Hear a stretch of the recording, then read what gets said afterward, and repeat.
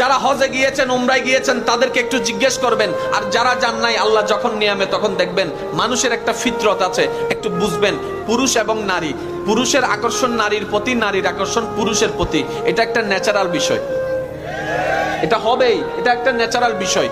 কিন্তু যখন আপনি আল্লাহর ঘর তাওয়াফ করবেন, লাব্বাইক আল্লাহুম্মা লাব্বাইক লাব্বাইক লা শারীকা লাক লাব্বাইক ইন্নাল হামদা ওয়ান নি'মাতা লাকা ওয়াল মুলক লা শারীকা লাক, এখানে বিভিন্ন দেশের পুরুষ আছে, বিভিন্ন দেশের নারী আছে, কত সুন্দর সুন্দর নারী আছে। কিন্তু বড় চমৎকার বিষয় কি জানেন, যখন আপনি ইহরাম পরে কিংবা ইহরাম ছাড়া তাওয়াফের মধ্যে যখন ঝুঁকে যাবেন, তখন আপনার পাশে কে নজরে পড়ে না? কোন সুন্দরী নারী নজরে পড়ে না? কার সাথে ধাক্কা লেগেছে নজরে পড়ে না? এবার আমি জিজ্ঞেস করলাম, ভাই তুমি না সেই ছেলে বাংলাদেশে যেখানে নারী দেখতা তুমি একটু কোনা চোখেও হলো তাকাইতা, আজকে তুমি এত সুন্দর সুন্দর নারী এখানে বসে আছে তুমি তাকাচ্ছ না?